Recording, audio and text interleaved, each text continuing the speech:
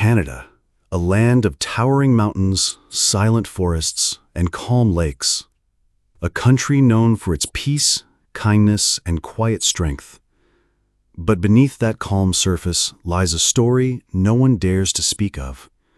A tale hidden under layers of snow and silence. A mystery that chilled even the bravest souls.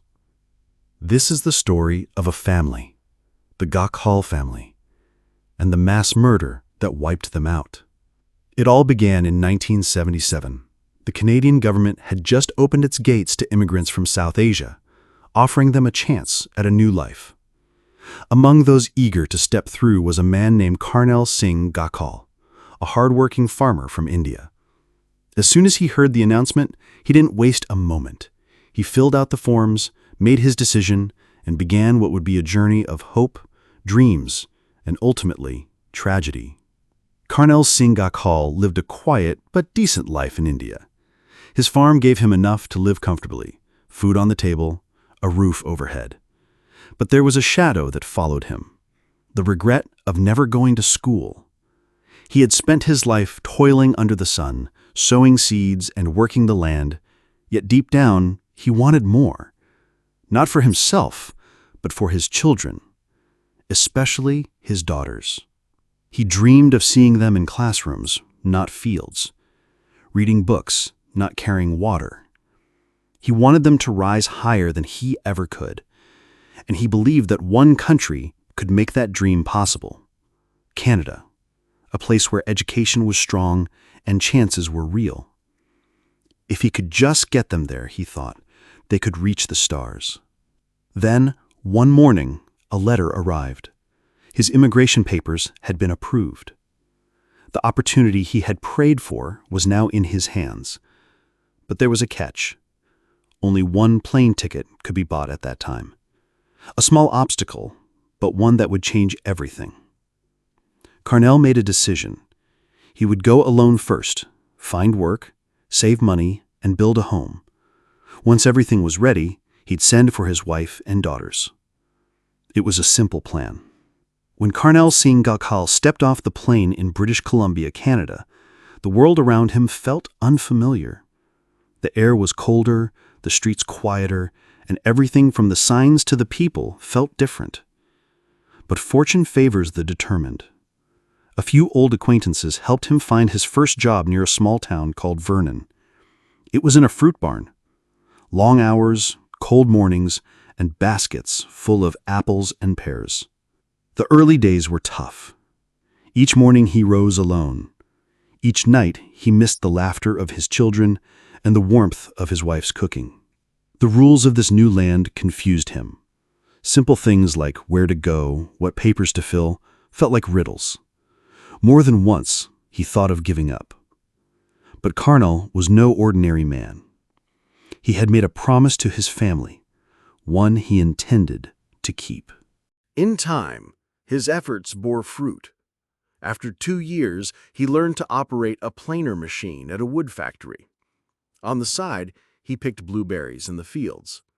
He worked with a quiet intensity, the kind Sherlock might admire.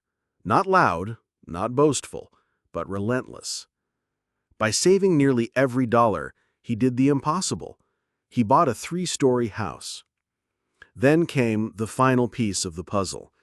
It was time to bring his wife and children to Canada. The foundation had been laid. Now the story was ready to unfold, or unravel. In 1974, the long wait ended.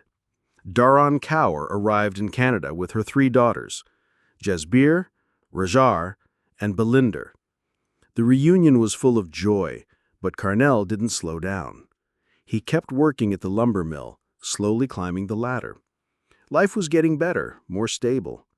Yet Karnal's mind was always ticking, always thinking of others. One by one, he helped bring his 2 brothers and 1 sister, along with their families, to Canada. A man with a plan, and a heart too large to leave anyone behind. His own family grew as well. 3 more children came into the world, Kulvinder, then Harvinder, and finally a son, Jaspal Singh. The home buzzed with life, learning and laughter. Education was treated like gold in the Gockel household. Books were treasured, dreams were encouraged. Each child carved their own path. Jezbir became a social worker and joined payment services.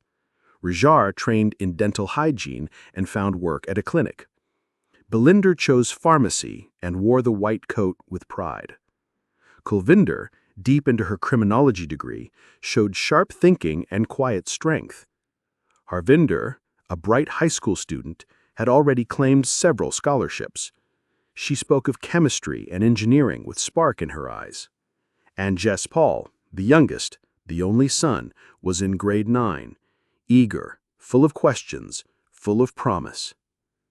On the outside, it was a picture of success, a model immigrant family. But as any good detective knows, even the happiest pictures can hide cracks, and sometimes those cracks run deeper than anyone dares to see. As time passed, the Gockel family settled deeper into Canadian life. With stability came new responsibilities, and the biggest one now was finding good life partners for their daughters. Carnell and Daron approached the task with the same care and discipline they had shown in building their new life. Every detail was checked, every decision thought through. Nothing was left to chance. The first wedding was for Jezbir, their eldest. She had dedicated 9 years of her life helping women who had suffered domestic abuse, a kind and strong soul. Her match was Baljit Singh Chauhan, known to most as Roger. He held a stable job as a correctional officer at Matsqui prison. After the wedding, Jezbir moved to Abbotsford, a quiet city, peaceful and welcoming. There she built a new home, filled with warmth and laughter. Life moved gently for the couple. In time, they were blessed with 3 daughters. First, twin girls, Justine and Brittany. Then, 2 years later, their youngest, Courtney, arrived. On the outside, it was a picture of contentment. In 1994, attention turned to the second daughter, Roger. She was 26. The family found a suitable match, a 28-year-old Punjabi man from a respected family. His name was Sukhvinder Vijay Chahal, but people called him Mark. He was a chartered accountant, well-educated, well-mannered, and seemingly dependable. The two families met several times and all appeared well. The wedding was arranged at the Okanagan Sikh temple. Around 400 guests attended. The event was beautiful, festival, and full of hope. But, as any seasoned detective would note, appearances can lie, and even the grandest celebrations can hide the first clue to something far darker. After the wedding, Roger moved into an apartment in Burnaby, a city nearly 6 hours away from her family's home. Mark had already bought the place, and, on paper, everything looked right. Both husband and wife had good jobs and were earning well. It should have been a fresh beginning. But, as any careful observer knows, a polished surface can hide cracks beneath. On their very first night as husband and wife, the mask slipped. Mark drank heavily. A simple argument turned into something much worse. He slapped Roger and shouted cruel words. One might have dismissed it as a drunken mistake, but that would have been the first warning missed. Over the months, things turned darker. Mark's anger became routine. He kicked her. He punched her. He hurled chairs, dragged her across the floor. Her body carried the evidence, bruises, scratches, fading marks that spoke louder than any words. Behind closed doors, she lived a quiet life. And it didn't stop at violence. Mark controlled every part of Roger's life. He warned her, "Tell anyone, and I will kill you." He didn't want her speaking to neighbors. He didn't let her answer the phone. Even conversations with children made him angry. His jealousy was like a cage slowly tightening around her. To the outside world, she was a married woman with a good job and a nice home. But inside that apartment, she was a prisoner, and no one had noticed. Not yet. You might wonder, Why would a smart, educated woman like Roger remain in such a painful marriage? The answer lies in her upbringing. She had been raised with deep-rooted family values. To her, marriage was sacred. Divorce was not just a personal failure, it was something that could stain her family's honor. And so she stayed silent. She endured. But silence has its limits. One day, something shifted inside her. She gathered a few belongings, left Mark's apartment, and went straight to her elder sister, Jasbir. It wasn't just a visit. It was her first step toward escape. Jasbir, a social worker who had helped many women before, now became her sister's shield. Rajar stayed for 3 days, 3 days that would begin to change everything. Together they broke the silence. They told their parents the truth, every bruise, every threat, every moment of fear. Karanel and Daran were heartbroken, but not once did they question her. They stood with her. No blame, no judgment, just love. On January 5th, 1995, Rajar walked into the RCMP police station. She filed a formal report against Mark. But even then, fear hadn't fully left her. She asked that his name not be included. The police complied. They took her words quietly, without pressure. Back at home, Karanel and Daran couldn't sleep. Their minds were split. On one side was the sorrow of Raja's broken marriage. On the other was the responsibility of arranging another wedding, this time for their daughter Balvinder. This time, they would take no chances. They investigated everything about the new groom, his background, his job, his family. They spoke to community elders. They contacted officials. Every stone was turned, every detail checked. Because now, the Gakal family knew appearances could lie, and safety had a cost.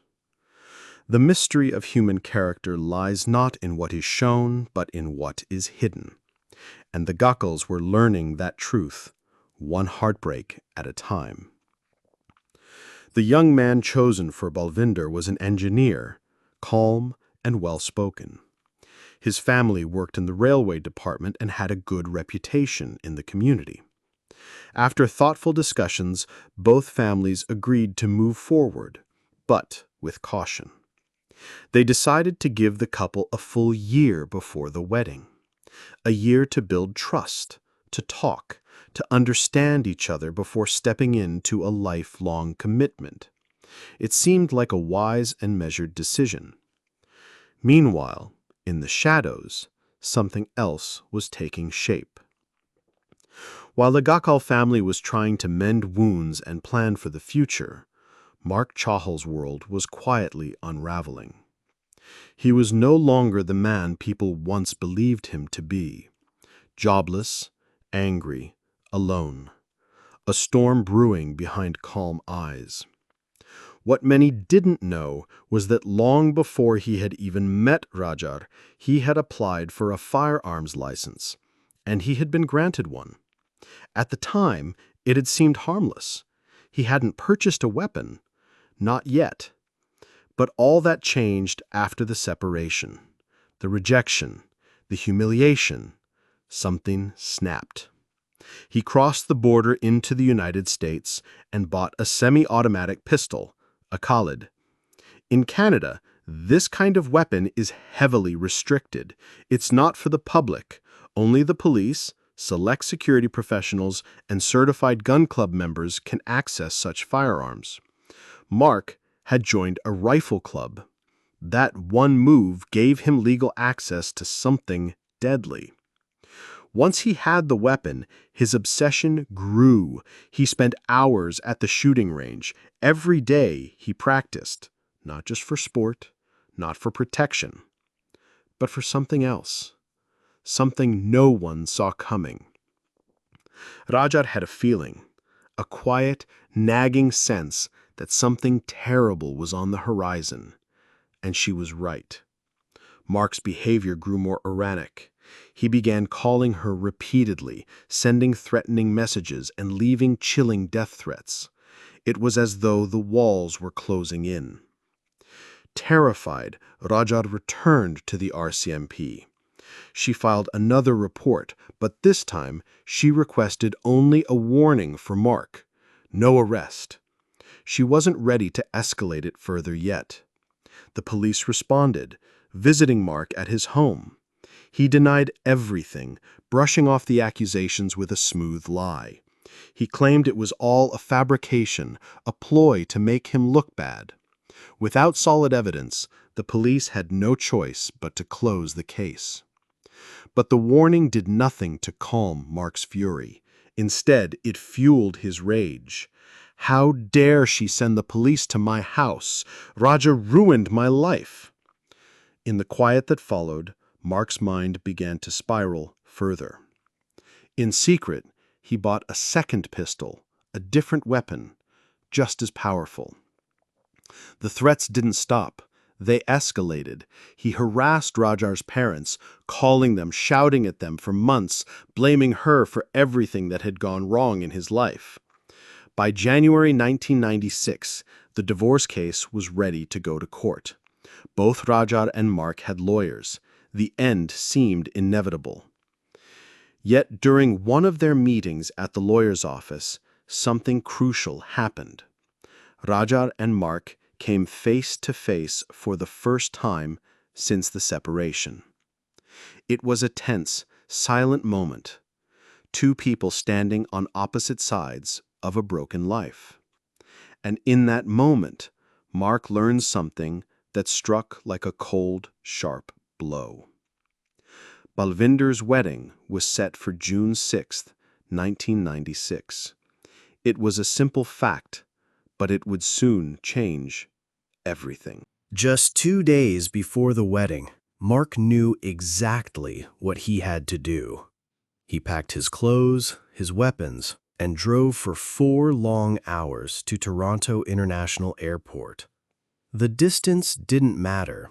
His mind was set. The airport was only a half hour from the Gokul family's house, but his journey had just begun. At the airport parking lot, he left his car behind. There, he rented a green van. It was unassuming, ordinary even, but it would carry him straight to Vernon, the Gokul family's home. He drove without hesitation, knowing exactly where he was going. Once in Vernon, he checked into the Globe Hotel just 3 kilometers from the Gokul household. He had 2 nights booked. Meanwhile, in the Gokul house, the atmosphere was electric with anticipation. It was April 5, 1996, the day before the wedding. The house was buzzing with preparations for the Mayan and Mendi party. The night before, they had strung lights and hung flowers, turning the home into a scene of festive beauty. Early in the morning, Karnal and Duran woke up the family. Their daughters, Jasbir, Rajar, Balwinder, Kulvinder, Harvinder, and their youngest son Jaspal were all there, along with Jasbir's husband, Roger, their 3 daughters, and their in-laws. The house was filled with laughter and love. Later in the evening, many friends, family, and neighbors were expected to join them for the Mendi and Dolki celebrations. The front yard had been beautifully decorated, and everyone was busy with last-minute preparations. Around 10 a.m., Karnal went outside with a bucket and sponge to wash his car. By 10:30, he was still working, unaware of the green van that had quietly stopped nearby, its engine purring like a predator lying in wait. The stage was set. The tragedy was about to unfold. Mark stepped out of the van, his face cold and determined. Without a single word, he raised his gun and fired at Karnal. The first shot hit Karnal, and he collapsed to the ground, badly hurt, just steps from his own home. Mark didn't stop. He fired again, this time aiming at the windows of the house. The glass shattered, crashing loudly through the quiet morning air. Then Mark walked inside as if he had planned every move. Inside, Jazbir sat with her daughters, watching cartoons. Roger and her mother were with them, unaware of the danger just outside. Mark didn't hesitate. He began firing, moving quickly from one room to another, shooting relentlessly at his own family. After the chaos, everything went still. Mark, unhurried, walked back out of the house, climbed into the van, and drove away as if nothing had happened. At the same time, neighbors, stunned and horrified, called 911. In just moments, RCMP officers arrived. The first thing they saw was Carnell's lifeless body lying beside the car. Blood trailed down the driveway, reaching the street. Near the front door, they found Durancourt's body. She had been shot twice in the back. But it was inside the house that the true horror unfolded. The television still played cartoons, its cheerful sounds now a haunting contrast to the scene before the officers. Jazbir's body lay cold on the sofa. Her 3 daughters huddled around her, clinging to her mother's lifeless body, confused and terrified. One of the twin girls, Justine, had been shot twice, but was somehow still breathing. The other 2, Brittany and Courtney, lay on the floor, frightened but unharmed. The nightmare had begun. The family's joy shattered in a matter of moments, and all that was left was the silence, broken only by the distant wail of sirens. Roger, Jazbir's husband, lay nearby on the floor, his body covered in bullet wounds. Despite the pain and blood loss, he managed to speak. With his final breath, he whispered the name of the man who had done this, Mark Vijay Chahal.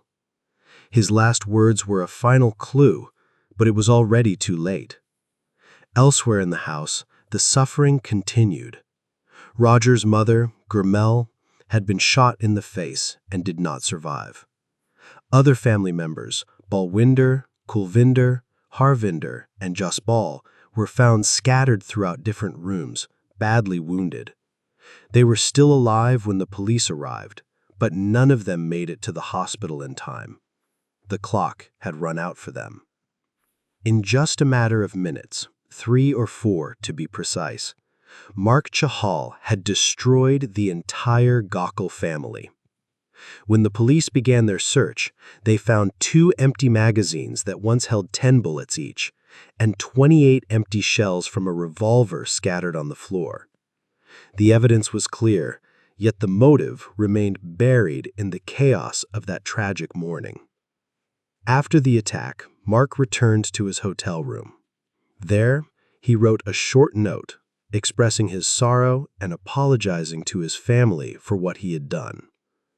At around 11:00 a.m., hotel workers heard the sound of a gunshot. They rushed to check, only to find Mark had taken his own life. He had used the same gun that had ended so many others' lives. As the police investigation drew to a close, the horrifying truth emerged. Mark had turned his anger into violence, and in the process, he had shattered an entire family. Of the Gokul family, only 4 people survived the massacre: Jazbir's 3 young daughters and their grandmother, Gurdev Kaur.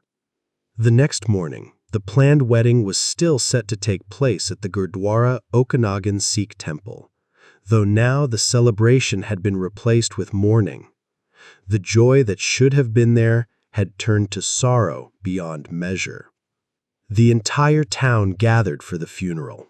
The coffins were left open, allowing everyone to pay their respects. Friends, family, and community members came together to show their support, sharing in the grief of the Sikh community and the pain that could never be erased. Please give a like to this video and leave a heart in the comments.